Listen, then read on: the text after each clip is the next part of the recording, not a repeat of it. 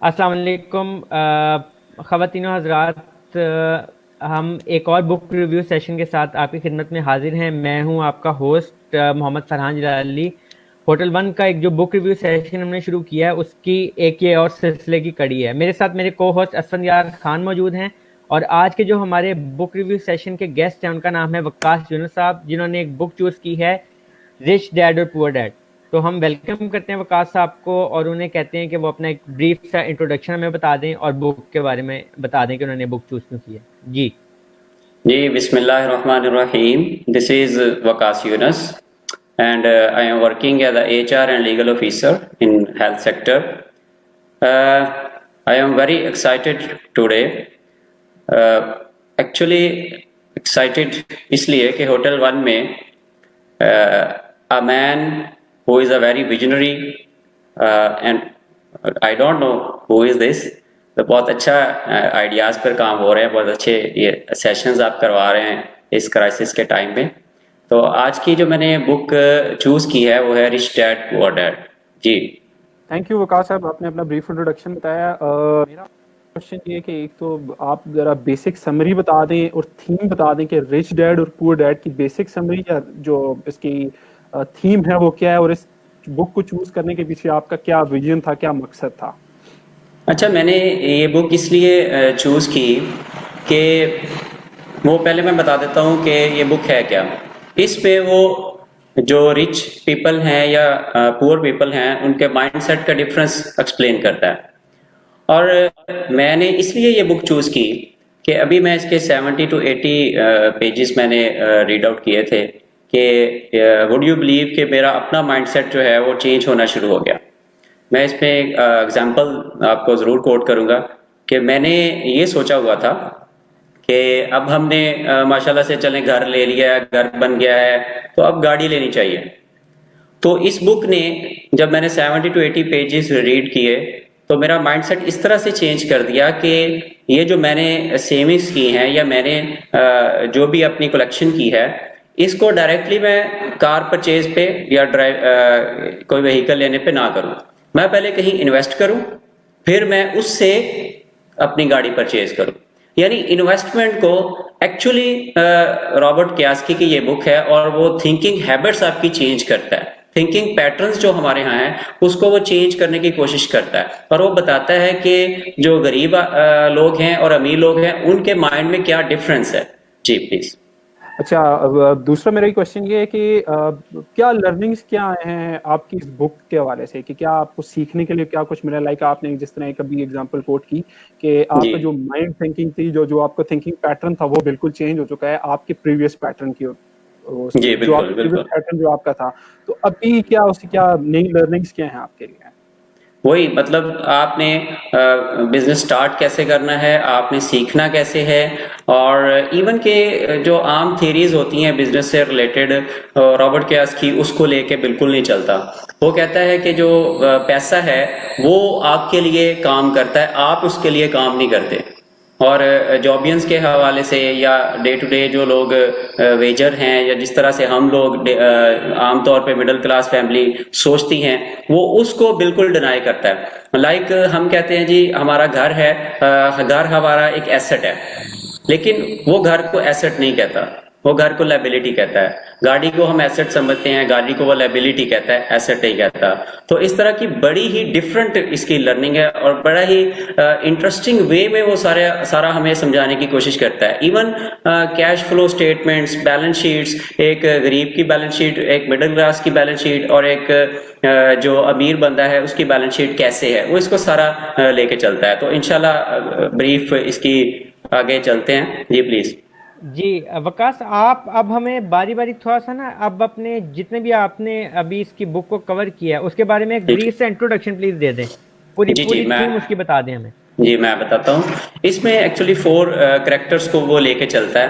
एक रॉबर्ट कियास्की खुद है, मुसन्नफ खुद है, और दूसरा उसके अपने फादर हैं जो तालीम याफ्ता हैं लेकिन उनको वो पुअर डैड कहता है, और तीसरा है इसका दोस्त Mike, and fourth one is the father of Mike जो बिजनेसमैन है और जिनसे ये जो सारी बिजनेस की थ्योरीज हैं, या जो आप मैं बहुत इजी वर्ड में लेके चलूंगा, मालियाती निज़ाम जिसको कह रहे हैं, बिजनेस लर्निंग, वो सारी वो रॉबर्ट कियासाकी जो है वो उससे सीखता है, या अपने दोस्त के फादर से। यानी गरीब डैड इसका अपना बाप है और अमीर डैड इसके दोस्त का बाप है। और जो जितनी भी ये पैसा बनाने की तालीम है, जितनी भी बिजनेस की लर्निंग है, वो ये अमीर बाप से सीखता है। अच्छा, इसमें वो दोनों का कंपैरिजन करता है, रिच डैड और पुअर डैड का कंपैरिजन पेश करता है एक्चुअली, कि हम जो आम लोग हैं, मिडिल क्लास है, वो किस तरह से सोचते हैं, और जो अमीर लोग हैं वो किस तरह से सोचते हैं।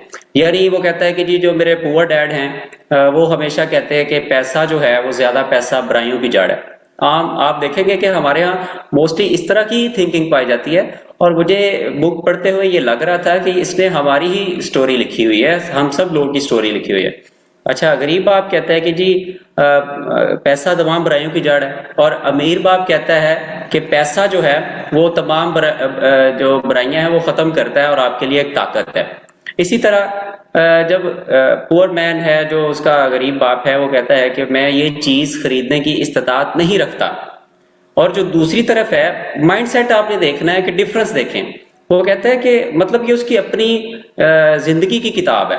वो कहता है जो मेरा रिच डैड है, वो कहता है कि how can I buy this thing, मैं इस चीज को खरीदने के काबिल कैसे हो सकता हूँ। यानी वो माइंड को एक्सरसाइज करवाता है। इसी तरह जो गरीब बाप है वो हमेशा बचत का सोचता है, वो हमेशा कंपनी पे रिलाय करता है, और जो अमीर है वो इन्वेस्टमेंट की तरफ सोचता है। और कहता जब मैं बात करता हूँ तो मेरा जो गरीब डैड है वो कहता है जी पैसे से ला ताल्लुक सा हो जाता है, वो बात करना ही नहीं चाहता इस पे। और जो अमीर डैड है वो हमेशा ऑप्शंस देखता है और मुझे हमेशा माइंडसेट बनाता है कि मैं कोई ना कोई इन्वेस्टमेंट करूं। इसी तरह आप देखें कि हमारे घरों में भी जैसे होता है, वो कहता है जी गरीब बाप जो है वो मुझे हमेशा मशवरा देता है कि मैं पढ़ाई करूं और अच्छी सी जॉब तलाश करूं, और मेरा जो अमीर बाप है वो मुझे हमेशा मशवरा देता है कि मैं पढ़ाई करूं, मेहनत करूं और कोई कंपनी बनाऊं। अच्छा, 9 साल की उम्र में बहुत ही इंटरेस्टिंग वाकया, और इस बुक का मुझे ना भूलने वाला वाकया ये है कि 9 साल की उम्र में वो पैसा बनाने की लर्निंग स्टार्ट कर देता है।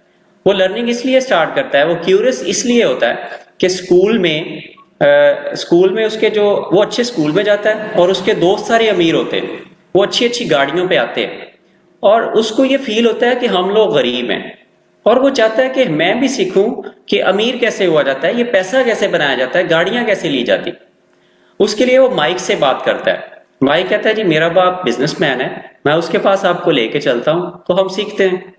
खैर दोनों उसके बाप के पास जाते हैं, 9 साल की उम्र है। तो वो उसका बाप कहता है कि जी अगर आपने सीखना है तो आप मेरे स्टोर में काम करेंगे, 1 हफ्ते में आप 3 घंटे काम करेंगे और मैं आपको दूंगा 10 सेंट। मतलब ये उस दौर की बात है। ये मैं आपको बता दूं कि 1997 में ये बुक पब्लिश हुई है, और 2000 से 2007 तक ये बेस्ट सेलर बुक रही है। और ये जो कहानी लिख रहा है ये 1957 1960s की कहानी है, मतलब तब से जब ये इसने सीखना शुरू किया।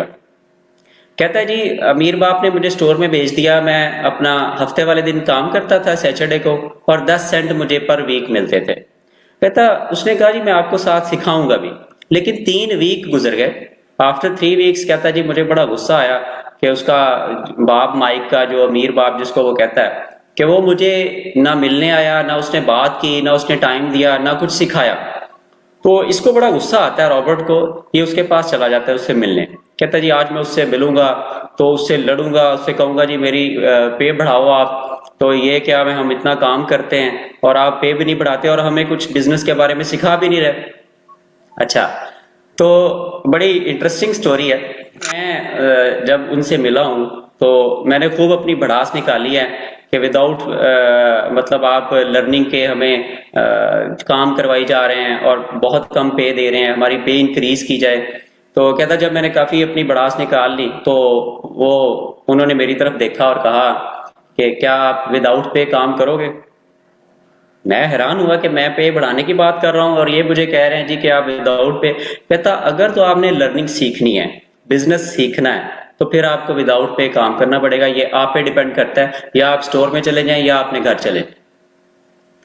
कहता जी अब मैं बड़ा क्यूरियस था कि मैंने सीखना है, मैंने लर्निंग करनी है। कहता मैं मजबूरन स्टोर में चला गया। अब विदाउट पे वो उसने काम करना है, और उसने एक फिक्रा बोला कि तुमने अब सोचना है कि पैसा कैसे बनाना है, ये तुमने खुद सोचना है। खैर कहता मजीद 2 हफ्ते जब मैंने काम किया तो 2 हफ्तों के बाद मुझे वो मिलने आया, उसका बाप, यानी इसका दोस्त अमीर बाप का जो बेटा है वो भी साथ काम कर रहा है, वो भी सीख रहा है। अच्छा कहता जी 2 हफ्ते बाद वो मुझे मिलने आया, तो उसने हमें बाहर ले गया, हमें डिफरेंट एग्जांपल्स दी, हमें पैसा बनाने का तरीका बताया, हमें बताया कि पैसा आपके लिए कैसे काम करता है, आपने पैसे के लिए काम नहीं करना, पैसा आपके लिए काम करेगा। तो जब उसने डिफरेंट ऑप्शंस हमें दिए, डिफरेंट तरीके बताए, तो थोड़ा सा हमारा माइंड जो है वो डिफरेंटली उसने सोचना शुरू किया। मतलब कि हम कोई ऑप्शंस ढूंढें कि हम किस तरह से कमा सकते हैं। इसी तरह कहता है एक दिन फिर लाइब्रेरी में उनका जो स्टोर था उन पे बुक्स भी आती थी, डिफरेंट कहानियां, स्टोरीज टाइप। तो कहता है एक दिन मिसेस मार्टन थी जो स्टोर की इंचार्ज थी, मार्टन। तो वो एक दिन लेके स्टोरीज वो फाड़ रही थी, ऊपर वाले कवर उतार उतार के स्टोरीज फेंकी जा रही थी। कहता मैंने पूछा मिसेस मार्टन आप ये स्टोरीज क्यों फेंक रही हैं? कहता उसने बताया कि ये स्टोरीज वो हैं जो या तो डिस्कार्ड हम कर देंगे या वापस भेज देंगे, क्योंकि अरसा दराज से ये पढ़ी हैं लोगों ने, या तो खरीदी नहीं या पढ़ के इधर ही रख दी हैं। तो अभी एक लड़का आएगा कंपनी का, वो ले जाएगा। कहता मैं उसके वेट में बैठा रहा, तकरीबन 1 घंटे के बाद वो स्टोर का उनका लड़का आया कंपनी का। तो मैंने उससे पूछा कि मैं इसी स्टोर में काम करता हूँ, तो क्या ये स्टोरीज आप मुझे दे सकते हैं? उसने कहा हाँ एक शर्त है, वो शर्त ये है कि आपने इसको फरोख्त नहीं करना, सेल आउट नहीं करना। तो कहता ठीक है। मैंने कहा ठीक है मैं सेल आउट नहीं करता, आप इसको मुझे दे दे। खैर वो कहता मैं लेता रहा उससे। आफ्टर 3 मंथ, अब ये उसका माइंडसेट देखें कि आफ्टर 3 मंथ उसने क्या किया, माइक के तय खाने में उसने वो स्टोरीज जमा करता रहा, और आफ्टर 3 मंथ उसने माइक के तय खाने में लाइब्रेरी बना दी एक छोटी सी।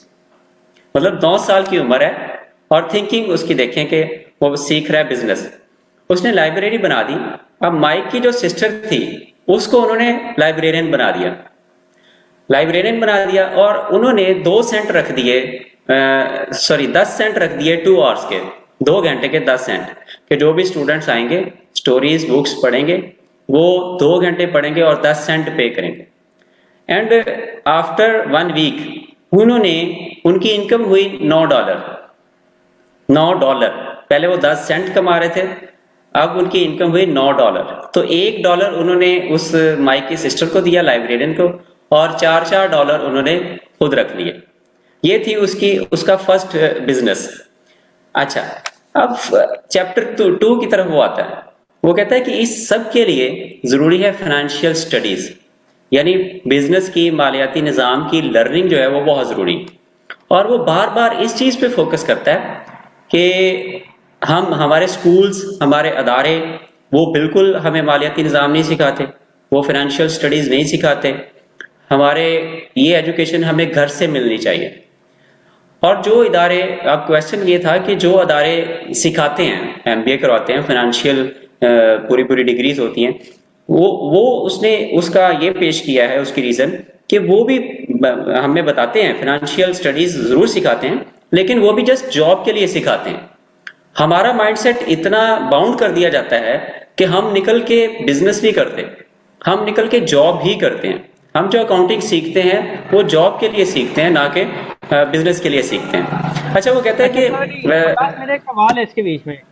मेरा क्वेश्चन ये है कि ऑब्वियसली हमारे जहन में ये आता है कि सबसे ज्यादा बिजनेस वो अच्छे से तस्वुर किए जाते हैं जिसमें कहा जाता है कि एक्सपेंडिचर जो है वो कम से कम हो और आपकी जो एसेट्स या बाकी चीजें जो हैं वो ज्यादा से ज्यादा, तो उस बिजनेस को कंसिडर किया जाता है कि वो कामयाब बिजनेस है।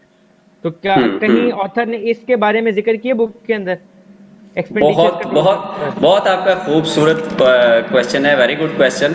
मैं अभी इसी तरफ ही आ रहा हूँ। वो कह रहा है कि दौलत कमाने से ज्यादा दौलत संभालना ज्यादा, एसेट और लायबिलिटीज की, मतलब बड़ी ही प्रैक्टिकल उसने बुक लिखी है, बड़ी प्रैक्टिकल, कहता है जी बड़ी एसेट और लाइबिलिटीज की जो तालीम है वो हर एक इंसान को होनी चाहिए। मतलब आपको पता होना चाहिए एसेट क्या है, लाइबिलिटी क्या है। जैसे मैंने पहले बताया कि घर को हम समझते हैं एसेट, लेकिन वो कहता है घर आपकी लाइबिलिटी है।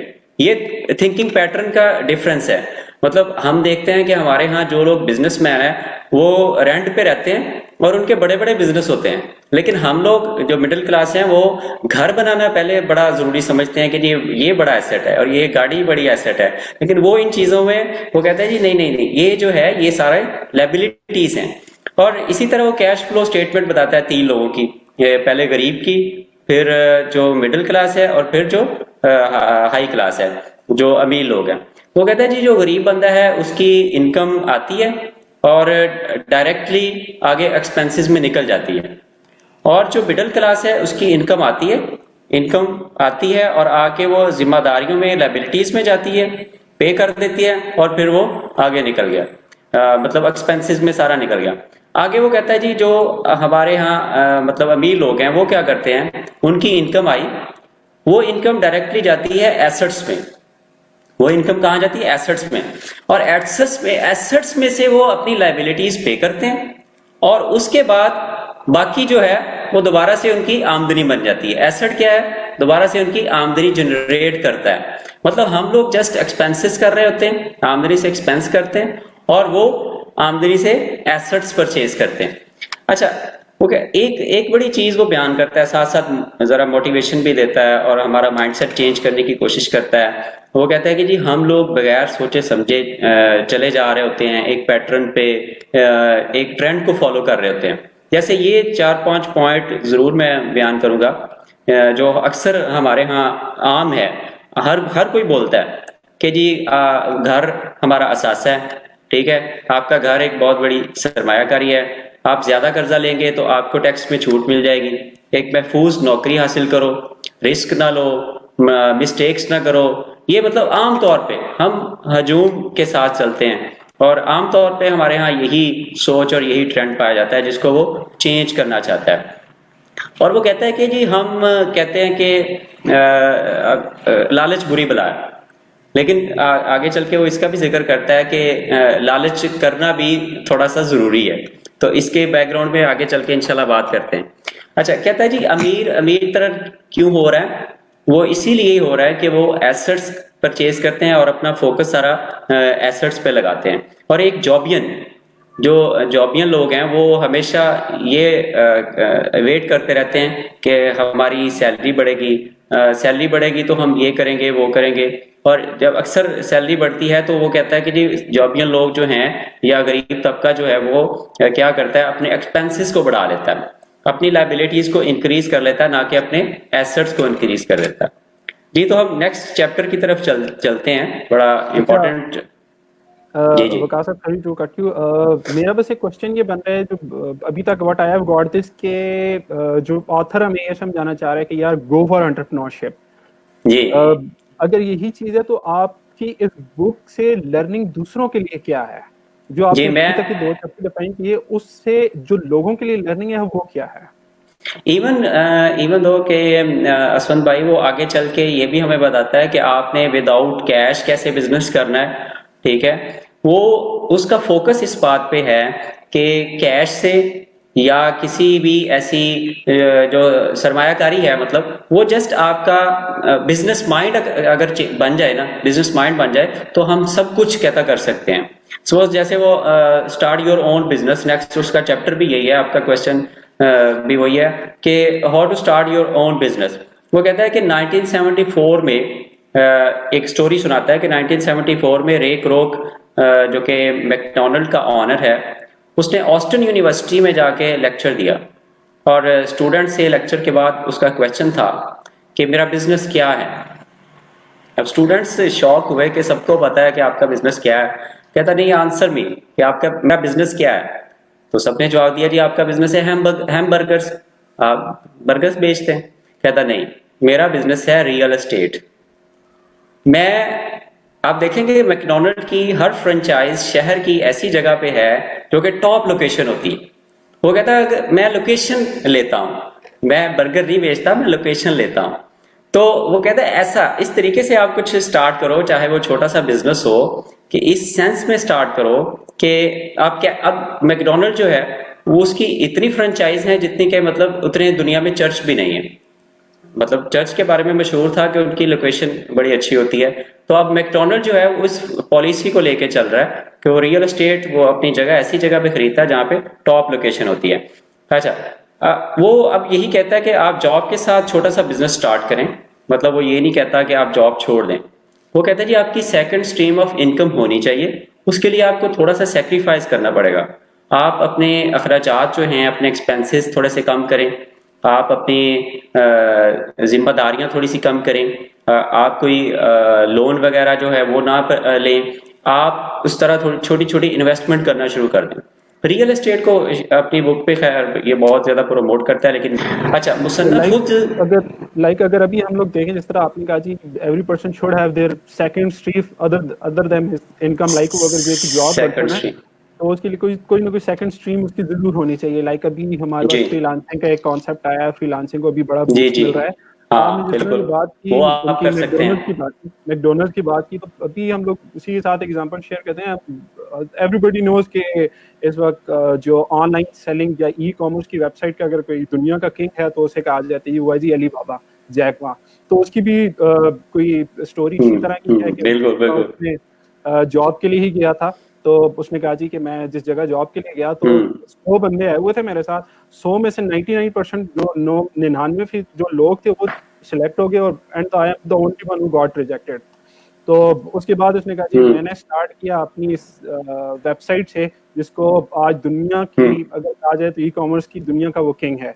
तो बिल्कुल आप वाली बात बिल्कुल ठीक है जी कि don't rely on one job, always go for the next option two. Please carry on. आप एक्चुअली देखिए ना, कोरोना क्राइसिस में लोगों की जॉब्स चली गई और वो बड़े परेशान हैं। अगर उनकी सेकंड स्ट्रीम ऑफ इनकम होती तो वो यकीनन इस तरह का फेज ना आता और लोग परेशान ना होते। लेकिन असफन साहब और फरहान साहब, मैं आपको एक बात बताऊं कि जितना इस रॉबर्ट ने जॉबियन को रगड़ा है और जितना बुरा भला कहा है, मैं उतना नहीं कहूंगा, क्योंकि आप भी जॉबियन है, मैं भी जॉबियन हूँ। खैर, वो यही बार बार फोकस करता है कि आप लोग जॉब के साथ बिजनेस करें और आहिस्ता आहिस्ता स्विच कर जाएं बिजनेस की तरफ। खैर, ये एक अपने मुल्क के लिए भी एक अच्छा होता है अगर माइंडसेट इस तरह का बन जाए, क्योंकि स्मॉल एंड मीडियम इंटरप्राइजेस की तरफ लोग आए तो वो ज्यादा फिजिबल होता है और ज्यादा लोग मतलब अमीर होते हैं और ज्यादा पैसा आता है। खैर, बात लंबी हो जाएगी।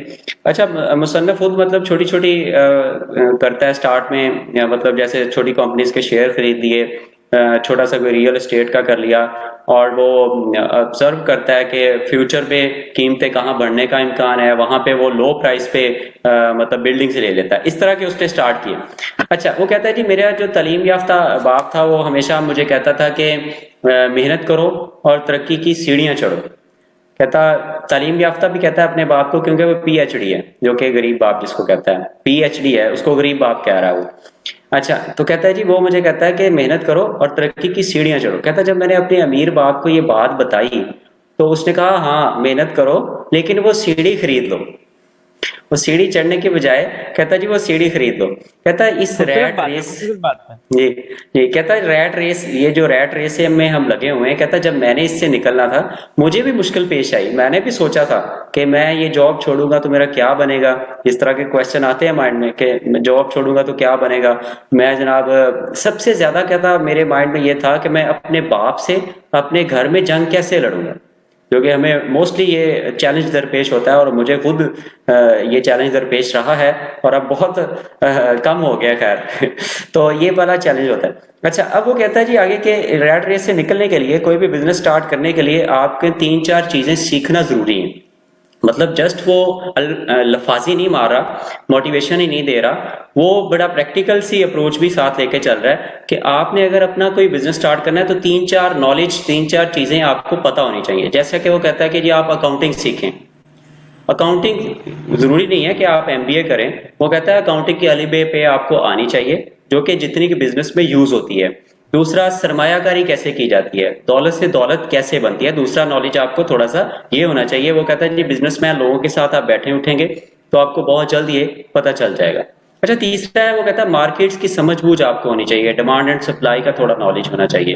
And fourth one is business loss. जब आपने कोई बिजनेस करना है उसमें लीगल इश्यूज आएंगे, तो आपको बेसिक लॉस का पता होना चाहिए ताकि आप लीगल इश्यूज को रिजॉल्व कर सकें।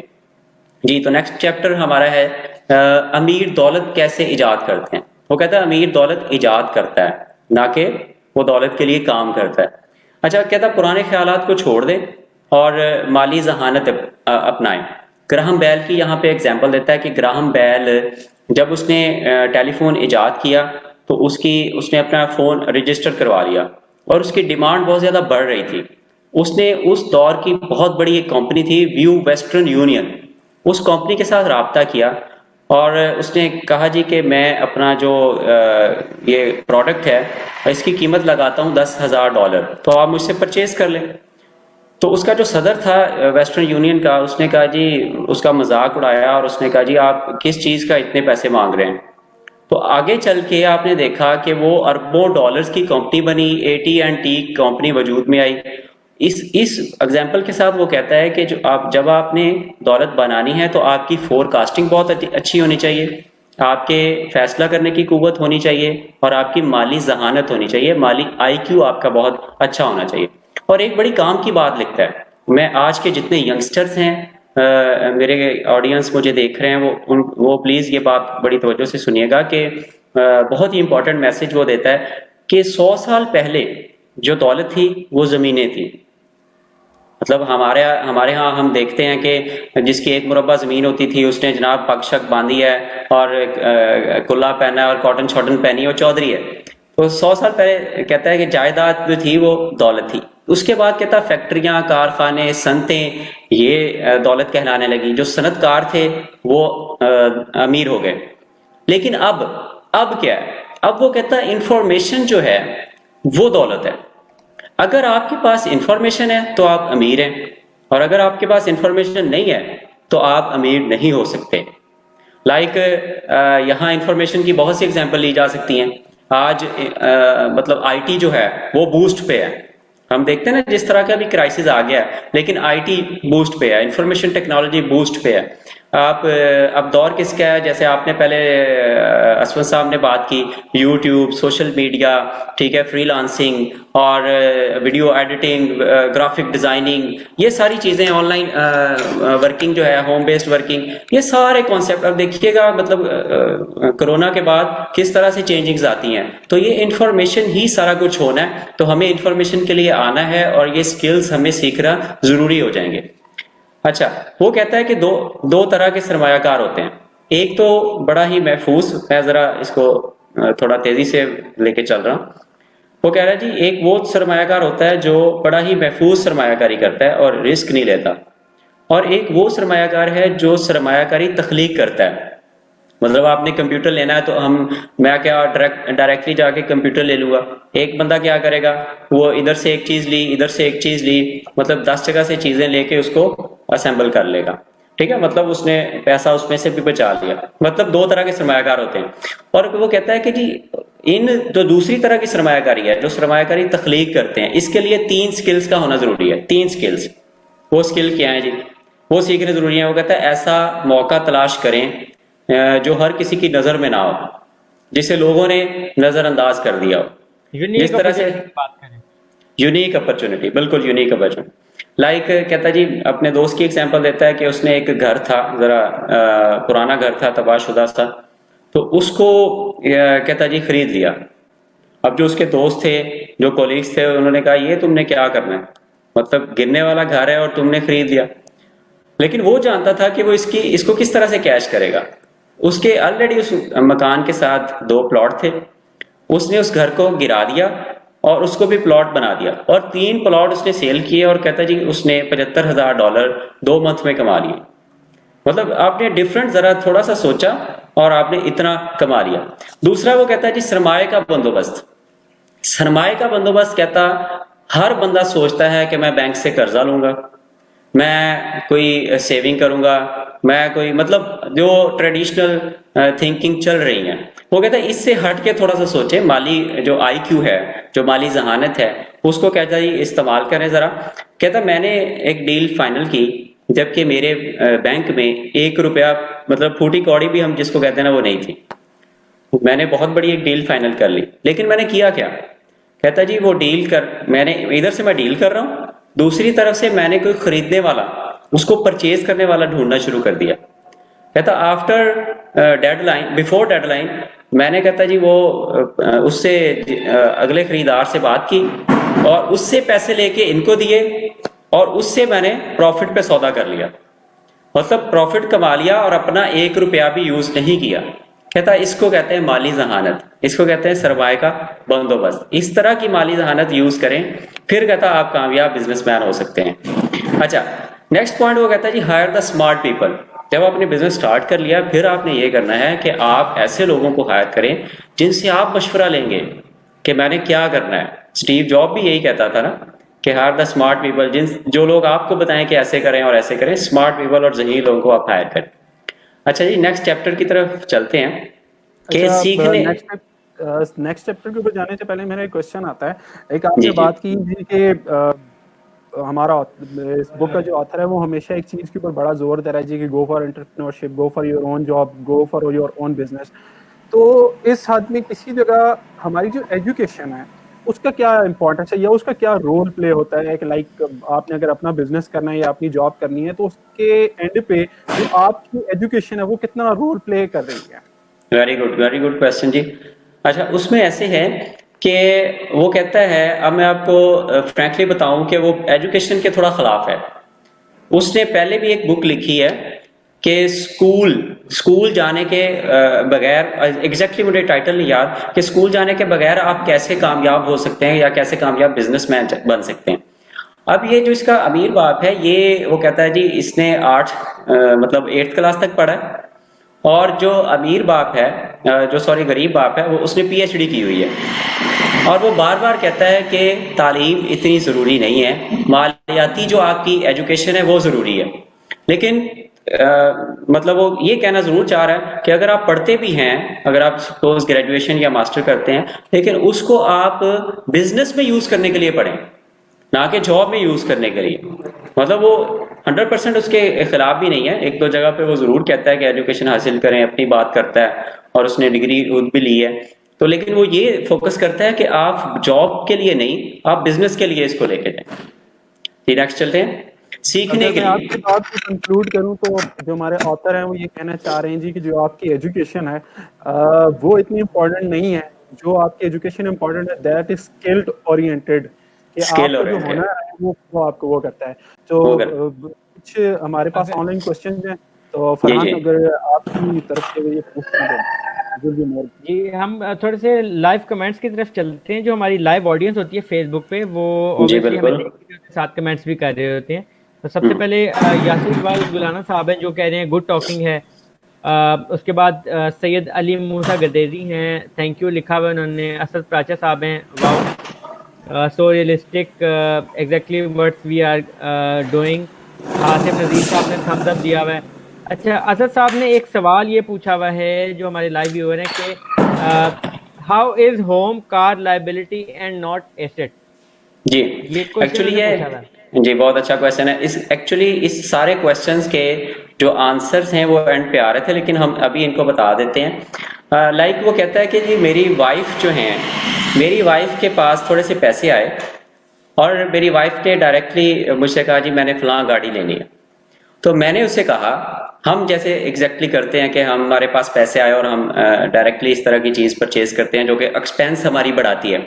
अब जो घर है वो आपका एक्सपेंस बढ़ा रहा है, आपको बिल्स पे करने हैं, ठीक है, लाइबिलिटीज इंक्रीज हुई, आपने गैस बिजली हर चीज का बिल देना है। अच्छा, वो आपकी रेनोवेशन है, आपकी एनुअली कंस्ट्रक्शन है, ये वो सारे।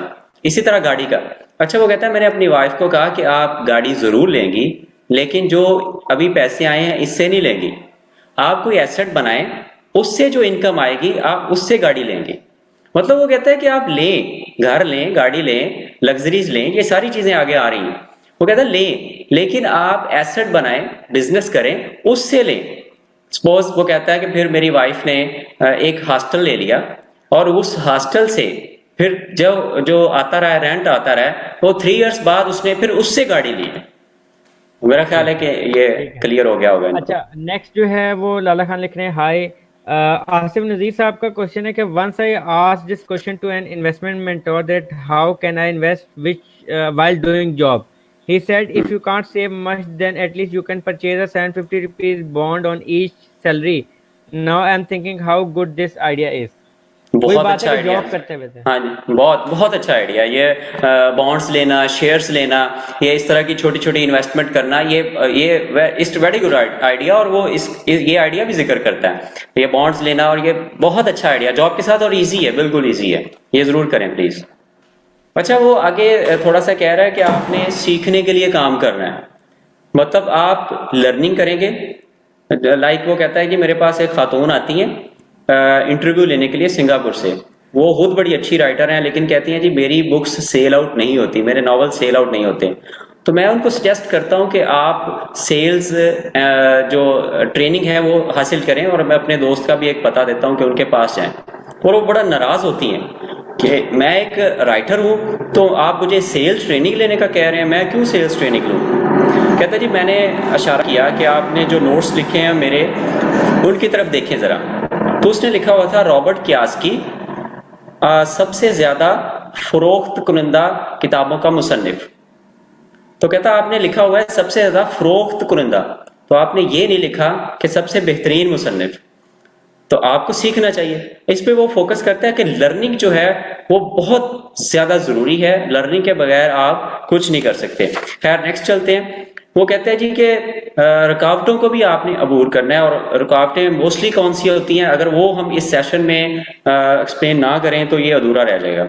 रुकावटें मोस्टली क्या होती हैं जी, सबसे पहले कि खौफ होता है, एक खौफ को कहता जी आपने ओवरकम करना है। पैसा होता है, खौफजदा होना एक मतलब बुरी बात नहीं है, पैसा जाया होने का खौफ होता है, लेकिन वो कहता है कि जी अगर आप नौजवानी में, अगर आप जल्दी बिजनेस स्टार्ट करते हैं और आप फास्ट फेलियर की तरफ जाते हैं, फास्ट फेलियर, तो देन आप खौफ पे जल्दी काबू पा लेंगे। लाइक आप एक बिजनेस में फेल हुए, जल्दी जल्दी आप नेक्स्ट स्टार्ट करें, फास्ट फेलियर यानी नेक्स्ट स्टार्ट करें, तो एक ना एक दिन आप कामयाब हो सकते हैं। नेक्स्ट है जी, वो कहता है मायूसी का शिकार नहीं होना आपने। चिकन लिटल की एक एग्जांपल देता है, कोई कहानी थी, वो चिकन लिटल शोर करता है आसमान गिर रहा है, तो वो कहता है जी आपने चिकन लिटल पे काबू डालना है। यहाँ पे वो KFC की एग्जांपल देता है, कर्नल की, कि वो 66 ईयर में, सबको ये स्टोरी पता है, उन्होंने बिजनेस स्टार्ट किया। खैर वो कहता है जी खदशात और जो शकूक व शुबहात हैं उनसे जरा आपने दूर रह के अपना काम करना है। अच्छा जी, काहली और सुस्ती जो हमारे यहाँ आम है कि राह फरार हम हासिल करते हैं, उसके लिए वो कहता है जी आपने थोड़ा सा लालच करना है। ये जो थोड़ा सा लालच है तदाल के साथ ही आपकी मोटिवेशन बन जाएगा। कोई ना कोई टारगेट लाइफ में रख लें ताकि आपकी काहली सुस्ती दूर हो जाए कि मैंने ये चीज इतनी देर में अचीव करनी है और मैंने इतना हासिल करना है। ये नहीं कि हमारे यहाँ जैसे होता है कि पैसे को बुरा समझा जाता है। हमारे यहाँ आमतौर पे जब पैसे की बात होती है तो हम कहते हैं अल्लाह जिन्ने छेगा ना, जिन्ने अल्लाह रखे उन्हें जी खुश रहना चाहिए, आमतौर पे हम ये बात करते हैं। लेकिन वो कहता है नहीं, थोड़ा सा जो बचपन से आप सीखते हैं ना, लालच बुरी बला है, तो पैसा जो है, ये लालच जो है, ये इतना भी बुरा नहीं। खैर नेक्स्ट वो कहता है जी बुरी आदत से आप खुद को निकालें। आदत आपकी जिंदगी पे असरअंदाज होती हैं, आपने पहले खुद को अदायगी करनी है, क्योंकि वो बिजनेस लैंग्वेज में बात करता है ना, तो वो कहता है कि जब भी आपने अदायगियां करनी है, बिल्स पे करने हैं और ये सारा कुछ करना है, सबसे पहले उससे पहले खुद को अदायगी करें, जो हम नहीं करते। वो कहता है खुद पे पहले इन्वेस्टमेंट करें, वो किसी भी तरीके से हो सकती है। तो ये एक आदत अपनाएं कि पहले खुद पे इन्वेस्टमेंट करें, फिर बाकी अदायगियां करें। अच्छा, गुरूर और तकब्बुर, ये बड़ी एक मजे का पॉइंट है कि गुरूर और तकब्बुर कहता है जी जो भी बंदा करेगा अपनी मैं में रहेगा, उसकी सोशल सर्कल नहीं होगा और उसके पास इंफॉर्मेशन नहीं होगी, तो वो कभी ही कामयाब नहीं हो सकता। अच्छा, जो इम्पोर्टेंट पॉइंट के आगाज करना, उस पे थोड़ा सा हम जस्ट उसके जो फिर मैं मतलब ब्रीफ ज्यादा टॉपिक नहीं देता, मैं उसके जो पॉइंट्स है वो बता देता हूँ। वो कहता है जी जब आपने स्टार्ट करना है ना, तो आपने ये जो 9-10 इकदामात हैं, 9-10 स्टेप हैं, ये आपने लेने हैं। उसमें जो मैंने इसको समरी बनाई हुई है वो मैं आपको बता देता हूँ। वो कहता है जी ऐसी वजह तलाश करें स्टार्ट करने की या बिजनेस करने की, ऐसी वजह तलाश करें जो हकीकत से बढ़कर हो, जो आपका पैशन हो, जिसमें आपका जज्बा हो। और कहता है जी रोजाना इंतखाब करें, डेली बेसिस पे आप डिसीजन मेकिंग करें और अपनी डिसीजन मेकिंग पावर्स को एनहांस करें। दोस्तों का इंतखाब कहता है जी बहुत अच्छे तरीके से करें, सोच समझ कर करें, क्योंकि पावर ऑफ एसोसिएशन जो है ये इसका एक इम्पैक्ट है। अच्छा कहता है जी अपने आप को पहले अदायगी करें, नज़्म व ज़ब्त अपनी लाइफ में लाएं, सीखने की कुव्वत पैदा करें, अपने ब्रोकर्स को अच्छी अदायगी करें। ये पॉइंट हमारे यहाँ जो नहीं है, ये इस पर थोड़ा सा एक्सप्लेन कर दूं। वो कहता है जी जिससे आपने मशवरा लेना है, जिसको आपने मशवरे के लिए रखा हुआ है, जिससे आप छोटे छोटे काम करवाते हैं, छोटी छोटी फेवर्स लेते हैं, उनको आप अच्छी अदायगी करें। हमारे यहाँ मोस्टली ये होता है कि एक दोस्त आपकी फेवर कर रहा है, वो आपको स्टार्टअप में हेल्प कर रहा है, तो हम उसको बिल्कुल पे नहीं करते और इवन समझते हैं कि ये हमारा हक है इससे लेना। वो कहते हैं ऐसे नहीं, आप जिससे इन्फॉर्मेशन भी ले रहे हैं ना, वो रियल स्टेट करता है। तो उसकी एग्जांपल देता है कि मैंने अगर एक ब्रोकर छोड़ा हुआ है, वो मुझे एग्जैक्ट इन्फॉर्मेशन नहीं देगा, अच्छी बिल्डिंग किसी और को सेल आउट हो गई तो मुझे कितना बड़ा नुकसान है। वो आपको इतनी इंपॉर्टेंट इन्फॉर्मेशन दे रहा है तो उसको मैं अच्छा पे करूंगा। इस तरह हमें चाहिए कि हम भी अच्छा पे करें अपने इन्फॉर्मेशन देने वालों को, काम करने वालों को। अच्छा कहता है अता करें, असासे बनाएं और असासे बनाने के बाद लग्जरीज खरीदें, हीरोज का इंतखाब करें, दास्तानें जो हैं, जो मोटिवेशन स्टोरीज हैं वो ज़रूर आप सुने लाइफ में, और तालीम दें, जो आपने सीखा है उसको आगे सिखाएं और ये आपको पे बैक करेगा।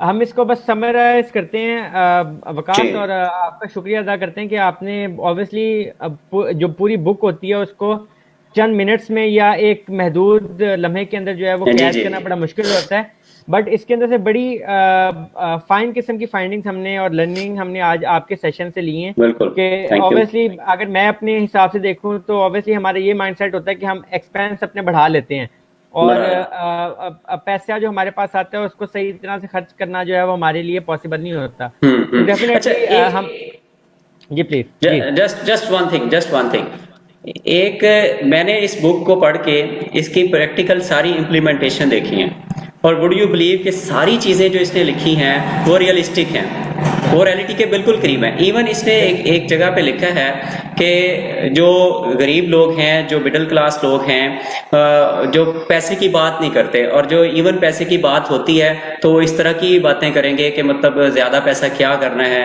मतलब जितना अल्लाह दे रहा है उतने में खुश रहना चाहिए, इस तरह। लेकिन कहता है जो अमीर लोग हैं वो जब भी आप उनके पास बैठेंगे, इसीलिए वो पावर ऑफ एसोसिएशन कहता है कि उनके पास बैठें। कहता है जब भी आप उनके पास बैठेंगे तो आप वो हर टाइम सरमायाकारी की बात करेंगे, हर टाइम बिजनेस की बात करेंगे। और मेरे देखें, हर किसी के गरीब, मिडिल क्लास, अमीर दोस्त होते हैं और मैंने दोनों के साथ बैठ के देखा है। जो मेरे मतलब मिडिल क्लास दोस्त हैं वो यकीनन डरते हैं, उनमें खौफ है, हमें बहुत ज्यादा खौफ पाया जाता है कि हम कैसे बिजनेस करेंगे, क्या करेंगे, अगर नाकाम हो गए तो क्या होगा। और यकीन करें कि जो अमीर मेरे कजन्स या दोस्त हैं उनके साथ हम बैठे हैं तो वो 1-1.5 घंटे की गुफ्तगू में जस्ट बात ही ये करते हैं कि पैसा कैसे कमाया जाता है, आप ये करें, आप ये करें, हम ये कर सकते हैं, हम वो कर सकते हैं, सरमायाकारी इस तरह से हो सकती है। मतलब ये चीज है, हमें माइंडसेट चेंज करने की जरूरत है, खौफ को दूर करने की जरूरत है। एक दफा फर्स्ट स्टेप ले लें, इंशाल्लाह एवरीथिंग विल बी ओके। बिल्कुल, बेसिकली विकास हमारे ये सेशंस कंडक्ट करने का मकसद ही जो होटल वन कैरियर्स की तरफ से बुक रिव्यू सेशन रखे जा रहे हैं उसमें लर्निंग शेयर करने का मकसद ही यही है कि हम मैक्सिमम लोगों को जो है वो एक पॉजिटिव मैसेज और लर्निंग्स पहुंचा सकें। तो डेफिनेटली किसी भी एक बुक रिव्यू से जो है वो किसी एक बंदे की भी कामयाबी हो जाती है तो हम ये समझेंगे कि हमारा मकसद पूरा हो गया। हम आपका बहुत शुक्रिया अदा करते हैं विकास कि आपने बुक का जो है वो समराइज और बहुत ज़बरदस्त किस्म का जो है वो सेशन हमारे साथ किया है। और इंशाल्लाह नेक्स्ट सेशन में फिर मुलाकात होती है आप सबसे। अल्लाह हाफिज। अल्लाह हाफिज।